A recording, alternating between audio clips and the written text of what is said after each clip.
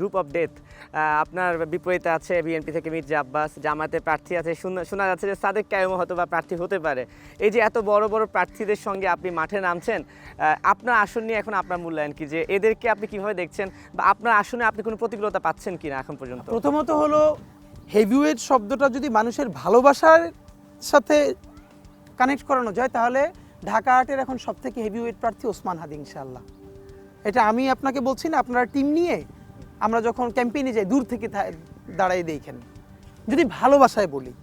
এরপরে বাংলাদেশে ইলেকশন অনেক ধরনের মেকানিজম আছে, আপনারা এগুলো জানেন, যাদের হাতে অনেক টাকা, অবৈধ টাকা, সেই টাকা খরচ করে তারা অনেক দামি প্রার্থী দাঁড় করান, সেই দামি প্রার্থীদের মাধ্যমে এজেন্ট দিয়ে ভরে ফেলান কেন্দ্র, তারপরে সব এজেন্টে যেহেতু তারপরে আরও কিছু টাকা পয়সা দিয়ে কেন্দ্র দখল করা, অনেক ধরনের ইলেকশন ইঞ্জিনিয়ারিং আছে আপনারা জানেন।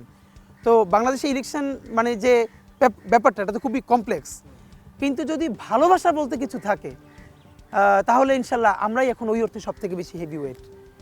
আর যাদের প্রার্থীর কথা বলছেন সবার প্রতি সম্মান রেখে বলতে চাই যে এই যে তাদের সাথে লড়ছি এইটাই তো আনন্দের।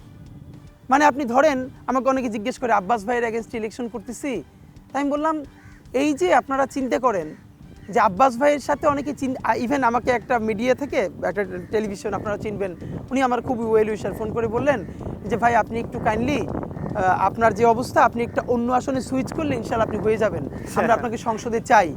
তা আমি বললাম দেখেন এই যে অনেক বড় ফিগারের বিপরীতে লড়া যায়, এইটা যে মানুষের মনে আমরা তৈরি করতে পারলাম এইটাই তো আমার জয়।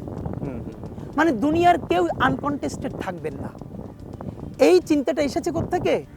হাসিনার বিরুদ্ধে বড় বড় রথী মহারথী লড়াই করে বসে আর সম্ভব না, সে মইরে গেলে তারপর চিন্তা করো বলে সবাই বিদায় নিচ্ছে না, অবশ্যই বাচ্চারা তাকে ফালাই দিচ্ছে। তো আমাদের জায়গাটা হলো ওই হিসেবটা না এখন আর দুনিয়ায় মিলবে না, এই জন্য হেভি ওয়েট লেস ওয়েট এই শব্দগুলো আগের জায়গায় আর ব্যবহার করা চলবে না।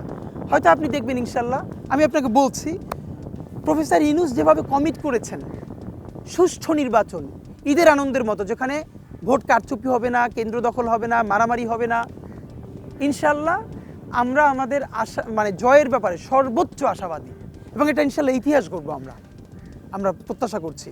এরপরেও যদি আমরা কোনোভাবে কিছু ভোটে হেরে যাই, মনে রাখবেন আমার হারানোর কিছু নাই। কেন?